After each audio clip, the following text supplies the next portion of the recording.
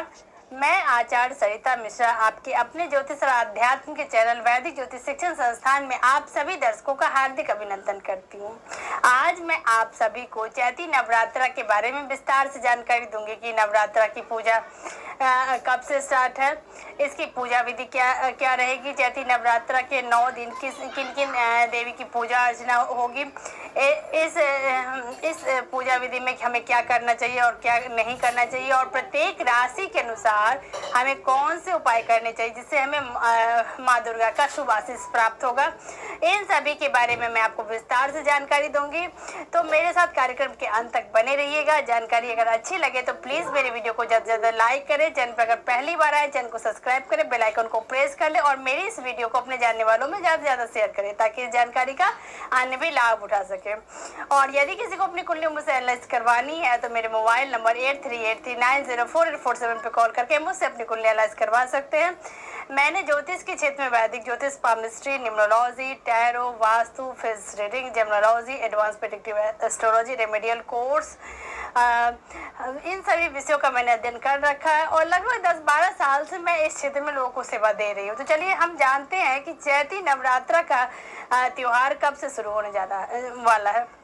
9 दिनों तक चलने वाला नवरात्र का यह पावन त्योहार एक साल में 4 बार मनाया जाता है।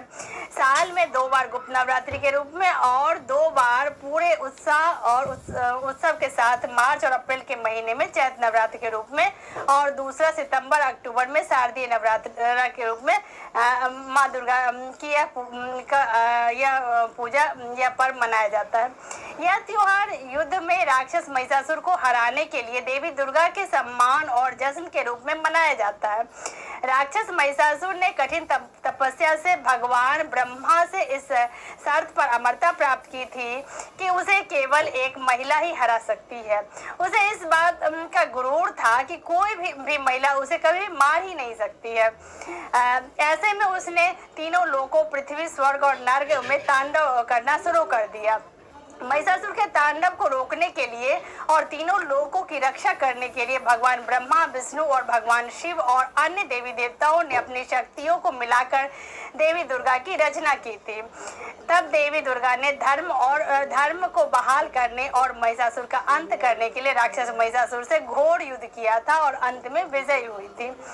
बात करें नवरात्रि शब्द के अर्थ की तो नवरात्रि शब्द का शाब्दिक अर्थ होता है नवरात्रि। ऐसे में नवरात्रि 9 दिनों तक चलने वाला एक भारतीय त्योहार है और इस दौरान 9 देवी माँ दुर्गा के 9 रूप देवी देवताओं की पूजा का विधान शास्त्रों में बताया गया है। ये हम जानेंगे कि इस वर्ष कब है चैती नवरात्रा।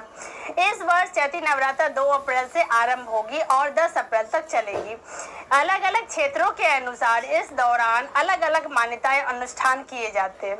बहुत से लोग चैत नवरात्रि के दौरान अखंड ज्योति जलाते हैं, तोरण या बंदरवान रखकर पूजा करते हैं, पूरे 9 दिन उपवास करते हैं और कलश स्थापना के दिन से पूजा आरंभ करते हैं।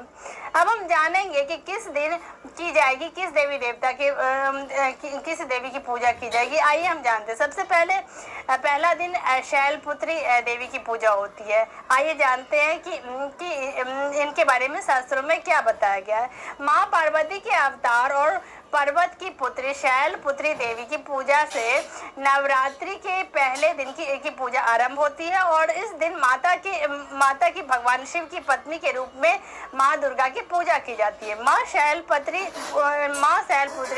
नंदी बैल की सवारी करती है और इनके दाहिने हाथ में त्रिशूल और बाएं हाथ में कमल सुशोभित है।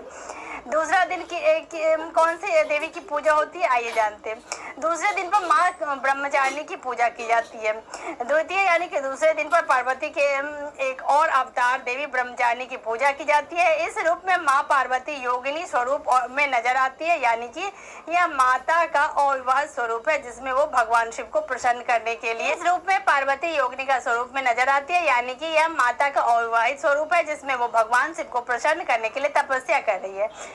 मान्यता है कि ब्रह्मचारिणी देवी की पूजा करने से मुक्ति, मोक्ष और सुख, शांति, समृद्धि की प्राप्ति होती है। तीसरा दिन चंद्रघंटा देवी। तीसरे दिन यानी कि तृतीया के दिन हम चंद्रघंटा देवी की पूजा करते हैं। वह सुंदरता की प्रतिमूर्ति होने के साथ साथ वीरता की भी प्रतीक है। चौथे दिन कुष्मांडा देवी। चतुर्थी चौथे दिन को देवी कुष्मांडा देवी की पूजा की जाती है। ब्रह्मांड की रचनात्मक शक्ति माने जाने वाली कुष्मांडा देवी पृथ्वी पर वनस्पति के भंडार से जुड़ी मानी जाती है। पांचवा दिन स्कंद माता। पंचमी तिथि को पांचवें दिन को देवी स्कंद माता की पूजा की जाती है, जो भगवान कार्तिकेय की माता है। माँ स्कंद माता सफेद रंग को दर्शाती है और सफेद रंग एक माँ की परिवर्तनकारी शक्ति का प्रतीक है। जब उसके बच्चे को खतरे का सामना करना पड़ता है, माँ स्कंद माता शेर की सवारी करती है और इनकी चार भुजाएं होती है और माँ ने अपने हाथ में अपने बच्चों को पकड़ा हुआ होता है। छठा दिन कात्यायनी देवी। नवरात्रि के छठे दिन माँ कात्यायनी देवी की पूजा की जाती है। ऐसा माना जाता है कि अविवाहित लड़कियों द्वारा मनचाहा पति पाने के लिए देवी कात्यायनी की पूजा की जाती है। यह भी माना जाता है कि देवी सीता ने भी अच्छे पति के लिए माँ कात्यायनी की पूजा की थी। सातवां दिन कालरात्रि देवी।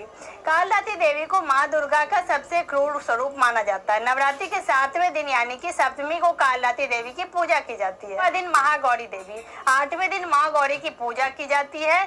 वह बुद्धि और शांति का प्रतीक है। ऐसा माना जाता है कि जब कालरात्रि ने गंगा नदी में स्नान किया तो वह गर्म हो गई और उनका रंग काला पड़ गया। 9वां दिन सिद्धिदात्री देवी। नवरात्रि के अंतिम और आखिरी दिन यानी कि 9वें दिन देवी सिद्धिदात्री की पूजा की जाती है। ऐसा माना जाता है कि माँ दुर्गा के सिद्धिदात्री रूप की पूजा करने से भक्तों को सभी प्रकार की सिद्धि प्राप्त होती है। इस दिन को रामनवमी के नाम से भी जाना जाता है क्योंकि यह भगवान राम का जन्मदिन है। नवरात्रि के दौरान आइए हम जानते हैं कि हमें क्या करें और इस दिन क्या नहीं करना चाहिए। आइए जानते हैं।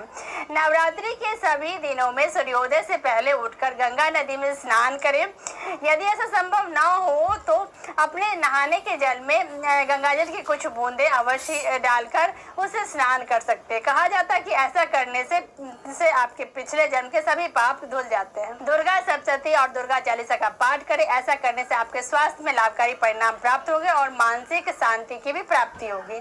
पूजा स्थल पर अखंड ज्योति जलाएं। ऐसा करने से आपका भाग्य उज्जवल होता है।